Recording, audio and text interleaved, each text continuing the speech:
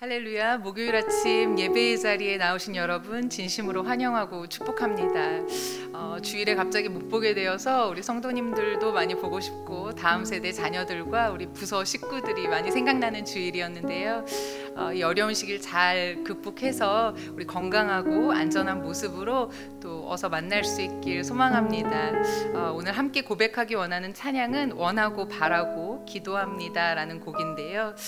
이 세상을 살아가는 동안에 기도하면서 낙심하지 아니하고 새 일을 행하실 주님 바라보며 살아갈 수 있길 축복합니다.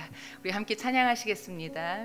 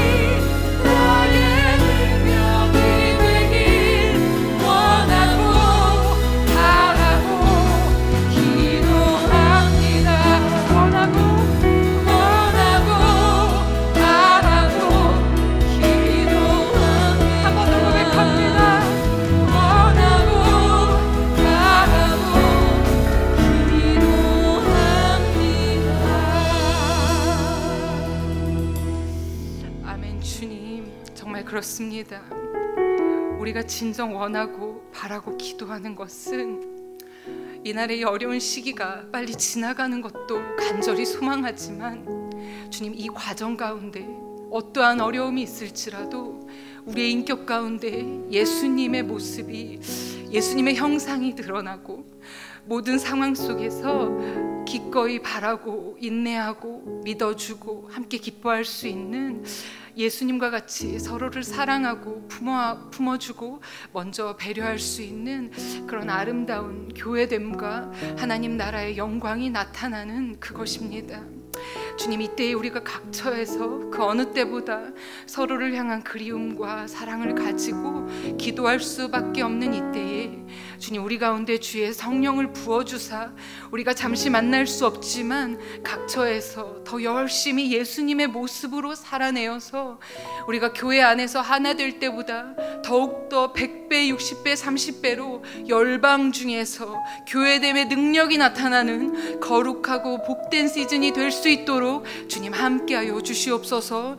수고하며 애쓰는 많은 기관들과 또 봉사자들과 의료진들, 많은 각처에 계신 애쓰시는 분들 기억하여 주시고 지치지 않도록 주님 힘주시며, 또 아픈 중에 계시고 또 당황스러운 상황을 맞이하고 계시는 우리 성도님들이나 또 지체들이 있다면 주님께서 친히 말로 다 알 수 없는 주님의 능력과 주님의 배려하심과 통찰하심으로 각 사람의 상황과 형편과 건강과 심령을 헤아려 주시고 어느 때보다 위로하여 주시는 새 소망과 은혜의 날이 되게 하여 주시옵소서. 그렇게 하실 주님을 기대하오며 오늘도 말씀하실 거룩하신 예수님의 이름으로 기도합니다. 아멘. 할렐루야. 주님을 찬양합니다. 오늘 주신 하나님의 말씀은 로마서 15장 1절에서 13절까지의 말씀입니다. 오늘 김영중 목사님께서 말씀 전해 주실 텐데요. 서로 받아 하나 되어 하나님께 영광 올려드리라 라는 말씀 제목으로 설교 듣기 전에 함께 오늘 본문 말씀 읽도록 하시겠습니다.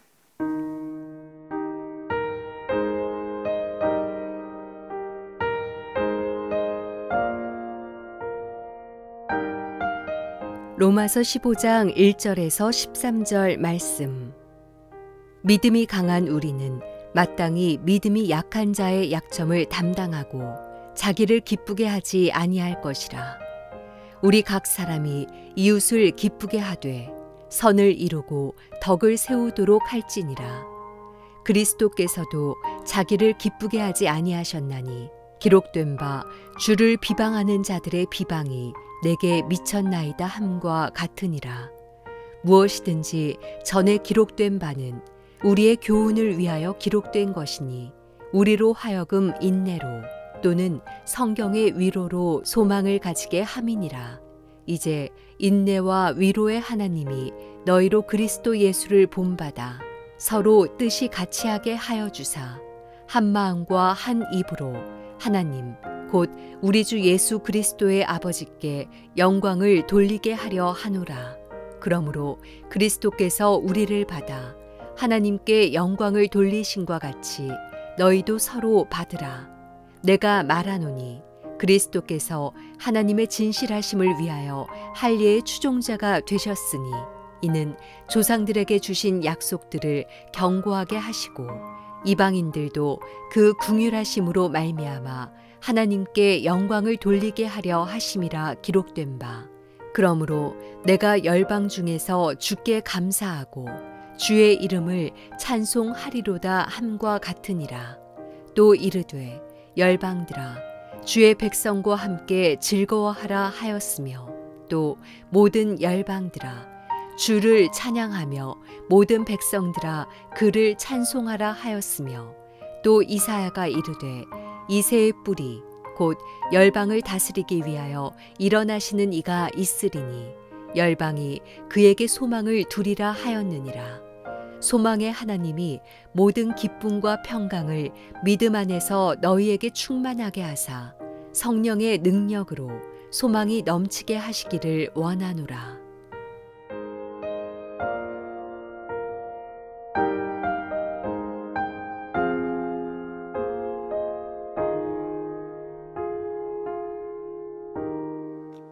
할렐루야. 오늘도 우리에게 하나님께서 크신 은혜를 베푸시고 말씀해 주시기를 기도합니다. 바울이 지금 편지를 쓰고 있는 이 로마에 있었던 교회나 지금 우리가 함께 신앙생활을 하고 있는 우리의 교회나 같은 점이 먼저 있습니다. 함께 모여 예배하는 우리 한 사람 한 사람의 면면이 다 다르다는 것입니다. 바울은 이방인 성도와 유대인 성도 간에 있었던 어떤 율법에 관한 문제들, 그것으로 인해서 서로 다투었던 이런 문제들을 이야기하기 시작했고, 이제 자연스럽게 초점을 믿음이 강한 자가 믿음이 약한 자를 어떻게 대해야 하는지로 옮겨가고 있습니다. 교회 안에 양심과 관련된 여러 쟁점들에 대해서 서로 비판하고 정죄하지 말고 믿음이 강한 자가 믿음이 약한 자를 담당하라 라고 말하고 있는 것입니다. 1절에서 바울은 이렇게 이야기합니다. 믿음이 강한 우리는 마땅히 믿음이 약한 자의 약점을 담당하고 자기를 기쁘게 하지 아니할 것이라. 무슨 말입니까? 믿음이 강한 자는 약한 자의 약점을 담당하라는 것입니다. 담당하라는 말의 뜻은 무엇인가? 참으라, 견디라 라는 것입니다. 믿음이 약한 자를 당신이 떠맡으라는 의미를 가지고 있습니다. 그리고 자기를 기쁘게 하지 말라라고 권면합니다. 이것은 무슨 뜻인가? 믿음이 있는 사람은 그 사람의 모든 것을 가지고 자기를 기쁘게 하는데 사용하지 말고 믿음이 약한 자를 담당하는 그것을 사용하라는 의미입니다. 당신의 경험과 지식을 다른 사람을 훈계하고 판단하고 정죄하는 데 사용하지 말고 그 사람을 사랑하고 세우고 기다리는 데 사용하라는 것입니다. 당신의 시간과 재정과 당신이 가진 어떤 그런 것들을 자기의 만족과 기쁨을 위해서 사용하지 말고 도움이 필요한 사람을 위해서 또 위로가 필요한 사람을 위해서 사용하라는 것입니다. 왜 그래야 하는가? 바울은 3절에서 그 이후로 예수님을 가리키는 시편 말씀을 인용합니다. 3절을 읽겠습니다.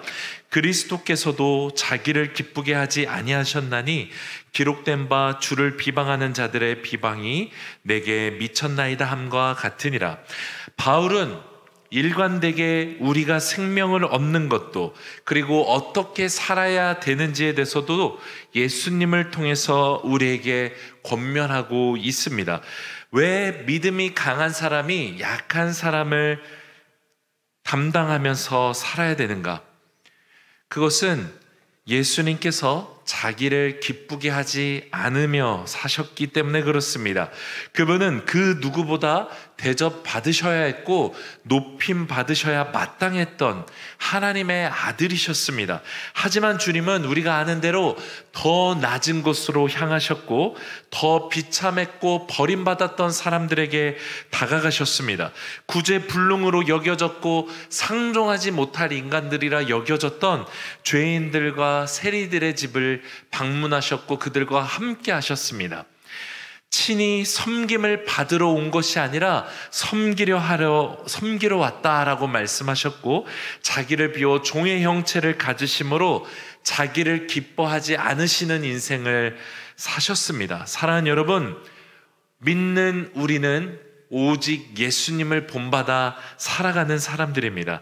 우리의 삶의 자리에서 하나하나 예수님을 따라 살아갈 때 우리는 자연스럽게 나를 기뻐하는 삶을 사는 것이 아니라 하나님을 기쁘시게 하고 이웃을 기쁘게 하는 삶을 살게 될 것입니다.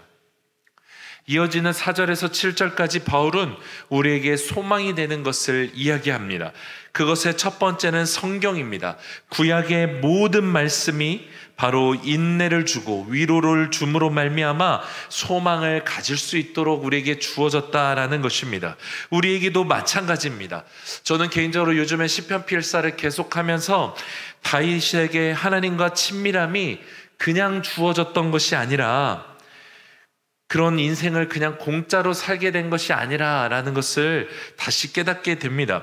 하나님께서 다윗을 내 마음에 합한 자라고 칭찬, 정말 극찬한 사람이 바로 다윗이었는데 그 칭찬의 이유가 다름 아니라 다윗이 경험해야 됐던 수많은 고난과 전쟁과 아들로부터의 그 도망 속에서 다윗만큼 하나님을 간절히 찾고 하나님의 도우심을 그토록 구한 사람이 없었다라는 것입니다. 다윗이 받았던 칭찬은 거저 주어진 것이 아니라 오직 하나님만을 의지했고 간절히 구했던 인생을 하나님께서 진정으로 기뻐하셨기 때문에 주셨던 칭찬이었다는 것입니다. 다윗뿐만이 아닙니다. 오늘 우리에게도 성경은 위로를 주며 인내할 수 있는 소망을 줍니다. 믿음의 경주를 달릴 수 있도록 힘을 주는 것입니다. 우리의 같은 성정이었던 사람들이었지만 같은 하나님을 바라보는 믿음으로 다르게 살았던 믿음의 선진들의 이 성경 속의 이야기는 우리에게 소망을 건네줍니다. 무엇보다 성경의 수많은 예언들과 그 예언의 성취들은 이 시대를 살아가는 우리에게도 소망이 되는 것입니다. 5절에서 바울은 하나님을 인내와 위로의 하나님이다 라고 소개합니다. 우리는 하나님을 바라볼 때 인내와 위로를 경험하게 되는 것입니다. 말씀과 기도와 순종을 통해서 우리는 하나님의 위로와 인내를 경험하게 되는 것입니다. 5절과 6절에서 바울은 인내와 위로의 하나님이 사랑하는 성도들에게 한마음 주실 것을 위해 기도합니다. 또한 그리하여서 하나님께 하나님 아버지께 영광을 돌리기를 소망하는 기도를 드리고 있습니다. 사랑하는 여러분, 우리가 얼마나 다른 사람들입니까? 서로 좋아하는 게 다르고 생각하는 게 또 일하는 방식들이 너무나 다른 사람들입니다. 그런데 언제 하나님께 영광이 되는가? 우리가 서로의 다름을 내려놓고 예수님을 본받아서 서로 한마음이 될 때, 그때 하나님께 영광을 돌리게 되는 것입니다. 그런데요, 바울은 예수님을 믿는 자라면, 곧 예수님을 본받아 사는 사람이라면 너희도 서로 받아들이라 라고 오늘 말하고 있습니다. 왜 그렇습니까? 예수님께서 우리가 아직 죄인 되었을 때, 한없이 부족했을 때, 형편없는 자였을 때 나를 받아주셨던 것처럼 너희도 서로를 받으라 라는 것입니다. 우리는 항상 나를 받아주신 하나님을, 그 예수님을 기억해야 합니다. 그 용납됨으로 우리는 다른 사람을 받아들일 수 있는 것입니다. 유대인들이 이방인을 받고 이방인들이 유대인들을 받는 것, 이것이 예수님께서 우리를 받으신 것, 곧 복음이 하는 일인 것입니다. 그래서 복음이 진실로 전해지는 곳에는 신분의 파괴가 일어났고 부자가 재산을 팔아 가난한 자를 섬기는 일들이 일어났습니다. 우리나라의 평양 대부흥의 가장 큰 특징은 자기가 저질렀던 죄에 대한 공개적인 고백과 회개였습니다. 예수님을 만난 수많은 사람들이 자진해서 사람들이 다 있는 곳에서 자기의 죄를 고백했고, 경찰서를 자기가 찾아가서 자기가 이런 죄를 저질렀다고, 누구를 죽였다고, 무엇을 훔쳤다고 고백하고 자수하는 일들이 줄을 이었다고 합니다. 이것이 복음의 능력인 것입니다. 우리가 진정 예수님을 믿게 될 때 일어나는 일인 것입니다. 사랑하는 여러분, 하나님께 영광을 올려드리기 원하십니까? 나를 위해서 죽으신 주님을 높이는 인생을 살기 원하십니까? 그렇다면 다른 사람을 받아주십시오. 자기를 기쁘게 하는 인생이 아니라 하나님이 기뻐하시는 인생을 살아가십시오. 우리가 나의 힘과 의지로 할 수 없는 일, 하지 않을 일, 곧 다른 사람을 받아들이고 용납하고 사랑하는 일을 통해서 예수 그리스도의 아버지께 영광을 돌리게 되는 것입니다. 서로를 받고 하나 되어 하나님께 영광을 올려드리는 우리 모두가 되기를 축복합니다. 기도하겠습니다. 사랑하는 하나님 아버지, 우리가 아직 죄인 되었을 때, 연약하고 부족했을 그때에 주님은 아무런 조건 없이 우리를 받아주셨습니다. 자기의 기쁘신 뜻대로 살지 않으셨고, 하나님께서 기쁘신 뜻대로 하나님 예수님께서 살아가셨던 것을 기억합니다. 우리가 예수님을 믿고 따르는 인생을 살아가는 자들입니다. 예수님께서 그렇게 사셨던 것과 마찬가지로 우리도 그렇게 살게 하여 주시옵소서. 나를 위해서 사는 것이 아니라, 내가 기뻐하는 것을 위해서 사는 것이 아니라, 하나님이 기뻐하시는 뜻을 따라 살고 하나님 다른 사람을 살리는 일에 아버지 내 인생을 드리게 하여 주시옵소서. 마찬가지로 예수님께서 나를 받아주셨던 것처럼 다른 사람을 받을 수 있도록 하나님 우리를 그렇게 사용하여 주시고 우리의 인생 가운데 일하여 주시옵소서. 이제는 우리 주 예수 그리스도의 은혜와 아버지 하나님의 사랑과 성령님의 교통하심이 우리를 먼저 받으시고 자기의 기쁘신 뜻대로 살지 않으시고 하나님의 뜻대로 살아가신 주님을 따라 살기로 결단하는 우리 모두에게 임하시기를 간절히 축원하옵나이다. 아멘.